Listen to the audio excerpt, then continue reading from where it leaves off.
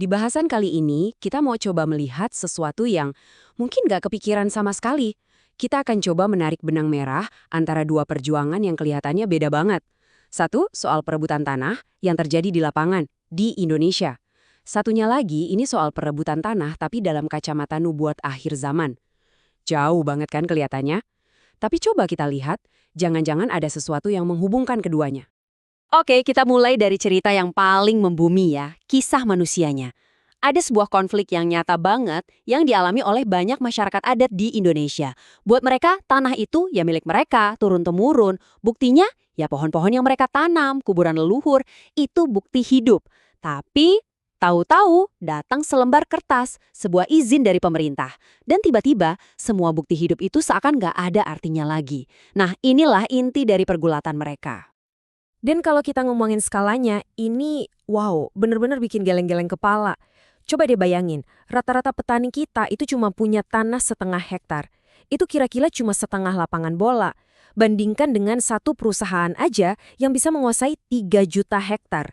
Ini bukan cuma angka ya, ini adalah gambaran nyata tentang betapa timpangnya kekuatan yang bermain di sini. Oke, jadi begini alur pembahasan kita nanti. Kita mulai dari perjuangan di tanah leluhur, terus kita mundur sedikit, lihat cetak biru hukumnya dari zaman kolonial. Habis itu, kita lompat ke pandangan tentang tatanan dunia yang dinubuatkan. Nah, di situ kita coba cari benang merahnya, yaitu penipuan. Lalu kita lihat gimana dua sistem yang berbeda ini ternyata hasilnya bisa mirip, dan kita tutup dengan sebuah pertanyaan besar. Oke, kita masuk ke bagian pertama. Kita akan lihat lebih dekat sengketa-sengketa lahan yang terjadi di banyak tempat di seluruh Indonesia. Ini bukan cerita fiksi, ini kisah nyata yang terus berulang. Coba deh lihat nama-nama ini di layar. Desa Bangkal, Desa Penyang, Pematang Bedaro. Ini bukan kejadian yang terisolasi. Polanya selalu mirip. Masyarakat lokal berhadapan dengan korporasi raksasa. Dan nama-nama ini cuma sebagian kecil banget, cuma puncak gunung es dari ratusan atau bahkan ribuan komunitas lain yang mengalami perjuangan serupa. Sekarang, buat ngerti kenapa konflik-konflik ini terus terjadi, kita nggak bisa cuma lihat hari ini. Kita harus mundur jauh ke belakang, ke sebuah fondasi hukum yang usianya lebih dari 150 tahun. Karena apa yang terjadi saat itu ternyata efeknya masih kerasa banget sampai sekarang.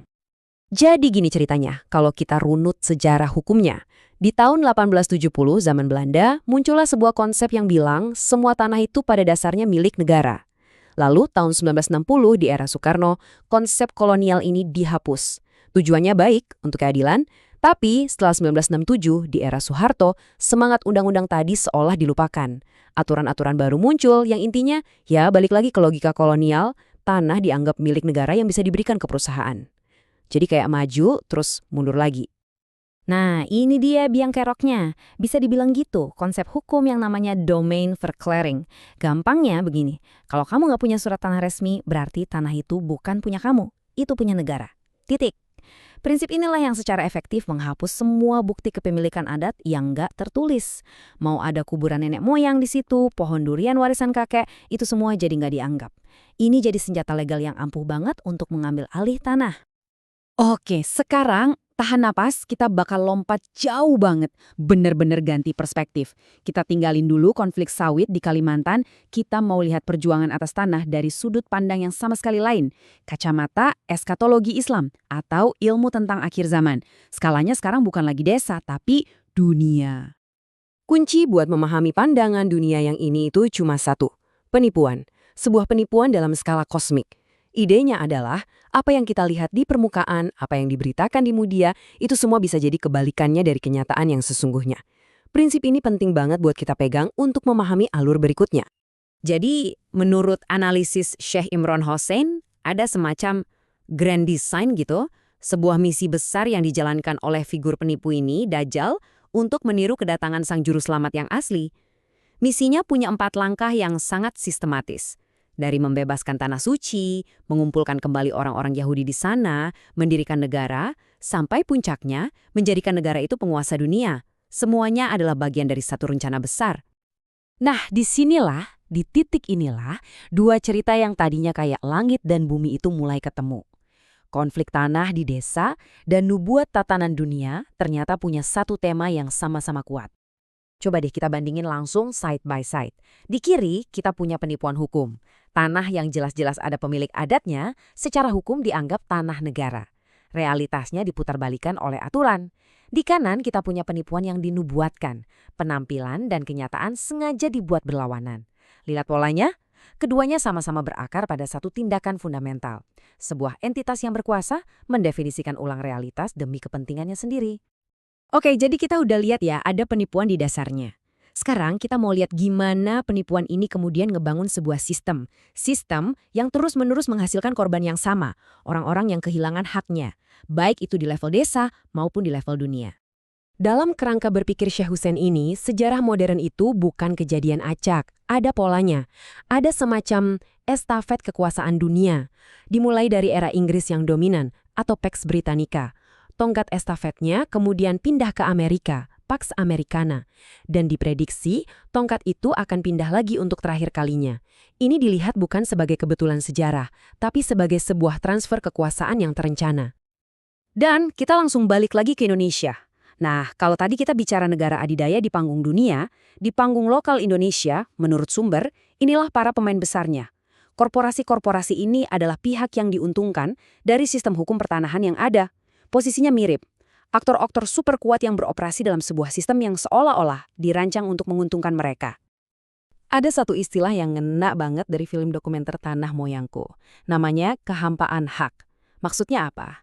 Artinya, di atas kertas Anda mungkin punya hak. Tapi di dunia nyata, hak itu kosong, nggak ada isinya. Anda nggak bisa pakai hak itu untuk melawan kekuatan besar. Punya, tapi nggak punya. Nah, inilah kondisi tragis yang dialami oleh banyak komunitas yang tergusur. Nah, ini dia padanannya di panggung dunia, contoh hak hampa yang lain. Menurut pandangan ini, institusi internasional seperti PBB, di mana semua negara punya suara, pada akhirnya bisa dibuat hampa oleh satu mekanisme kecil, hak veto. Suara 190 negara bisa dianulir oleh satu negara, jadi hak mayoritas dunia untuk bersuara menjadi kosong. Sama seperti hak masyarakat adat yang kosong ketika berhadapan dengan kekuatan korporasi dan negara. Jadi, setelah kita sandingkan dua cara pandang yang beda banget ini, satu dari lapangan, satu dari kitab, kita sampai di satu titik yang bikin kita mikir. Kita akhiri dengan satu pertanyaan besar untuk kita renungkan bersama. Jadi, pertanyaan besarnya begini. Ketika seorang petani di pedalaman Indonesia berdiri di depan bulldozer, siapa atau apa yang sebenarnya sedang dia lawan? Apakah cuma perusahaan itu? Atau dia sedang melawan hantu hukum kolonial yang sudah berumur 150 tahun? Atau mungkinkah tanpa dia sadari, dia sedang melawan sebuah manifestasi kecil dari sistem kekuasaan global yang jauh lebih besar? Sebuah sistem yang, seperti yang kita lihat, beroperasi dengan prinsip penipuan yang sama, entah itu di tingkat desa kecil maupun di panggung dunia.